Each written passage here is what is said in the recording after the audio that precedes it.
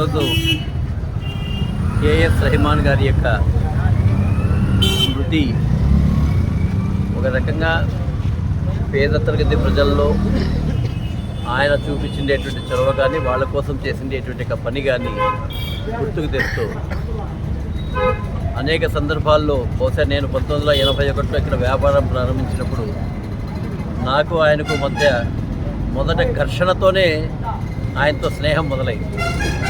కానీ ఘర్షణతో ఉన్నటువంటి వ్యక్తులను కూడా స్నేహితులుగా మార్చుకునేటువంటి మనస్తత్వం, తనదేదైనా పొరపాటు ఉన్నా కూడా దాన్ని సర్దుబాటు చేసి ఫైనల్గా ఆయన మాట్లాడిన ఒక్క మాట మాత్రం నాకు ఎప్పుడూ గుర్తుగా ఉంటుంది. ఒక విషయంలో నువ్వు పొరపాటు చేసావని మేము గట్టిగా మాట్లాడితే, అవునన్నా పేదవాళ్ళ కోసం నేను పొరపాటు చేశాను, అయినా సరే నువ్వు సర్దుకోవాలి అని చెప్పేసి మాతో అన్నమాట ఈరోజు కూడా నాకు చెవుల్లో వినిపిస్తుంది. ఆయన హమాలి యూనియన్ చైర్మన్గా ఉన్నప్పటికీ అనేక సందర్భాల్లో వాళ్ళ యొక్క సౌకర్యాల కోసం కొంత వ్యక్తిగతంగా స్థాయిని మించి కూడా ఆయన పనిచేయడం జరిగింది. అలాగంటే కొంతమంది వ్యక్తులు ఇప్పుడు కూడా ఆదర్శంగా ఉంటారు.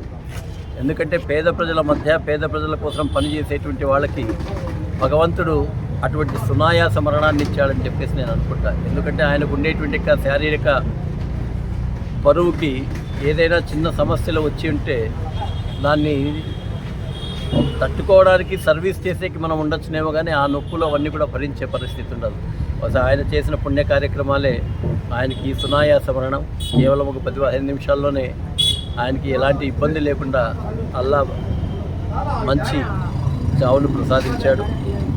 ఆయన ఆత్మ అల్లా దగ్గర శాంతిగా ఉంటుందని చెప్పేసి, అలాగే అలాంటి వాళ్ళను మనం కూడా అప్పుడప్పుడు గుర్తు చేసుకుంటూ పేద ప్రజల కోసం మనం ఏమి చేయాలని చెప్పేసి మనం కూడా అట్లాంటి వాళ్ళ వ్యక్తిత్వాన్ని చూసి మనం కూడా పని చేయాలని చెప్పేసి నేను కోరుకుంటున్నాను.